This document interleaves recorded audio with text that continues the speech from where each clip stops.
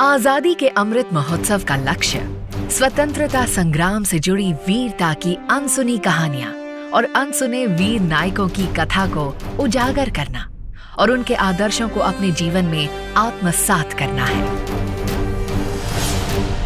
ये शौर्य गाथा देश में सदियों से घुले मिले कई जनजातियों में से प्रमुख भील जनजाति और उनके बीच स्वराज का बीज बोने वाले और उन्हें नई पहचान दिलाने वाले महानायक गोविंद गुरु की है।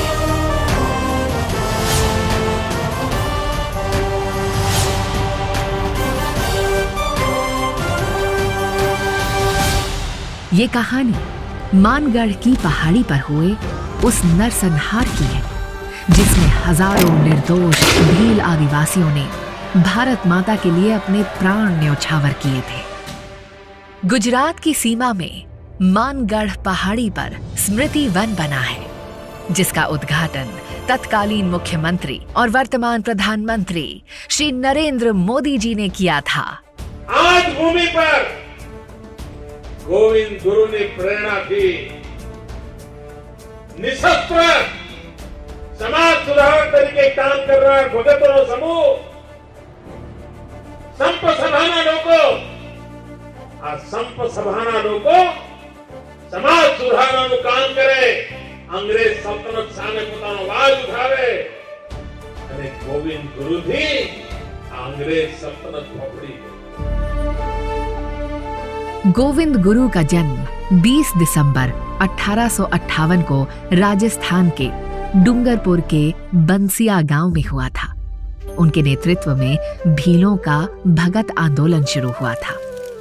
जब गोविंद गुरु केवल 20 वर्ष के थे उसी समय उन्होंने स्वामी दयानंद सरस्वती के आदर्शों से प्रेरणा ली और 1883 में संप सभा की स्थापना की और इसका आयोजन और प्रसार करना शुरू किया।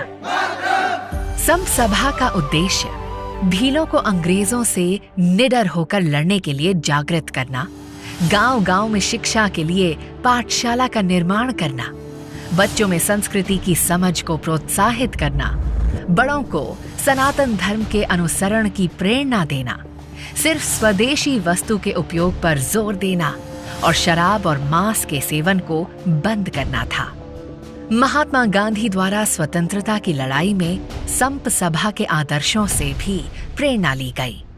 गोविंद गुरु ने भीलों के बीच सामाजिक सुधारों की अलख तो जलाई ही, साथ ही स्वराज के बीज भी उनके अंदर बोए।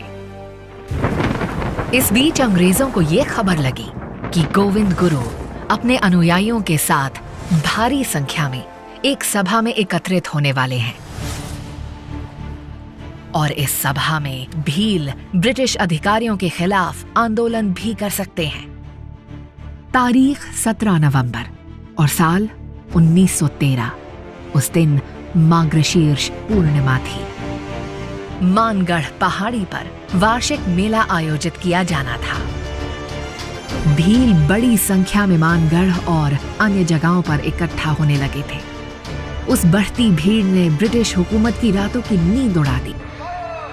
पुलिस ने कर्नल शटर के नेतृत्व में निर्दोष भीलों को घेर कर उन पर गोलियों की बारिश शुरू कर दी। ये भयावह त्रासदी 2 घंटे तक चली और 1500 से अधिक भीलों के लहू से ये पहाड़ी रंग गई। गोविंद गुरु को गिरफ्तार कर लिया गया। उन्हें फांसी की सजा हुई जिसे बाद में आजीवन कारावास में बदल दिया गया।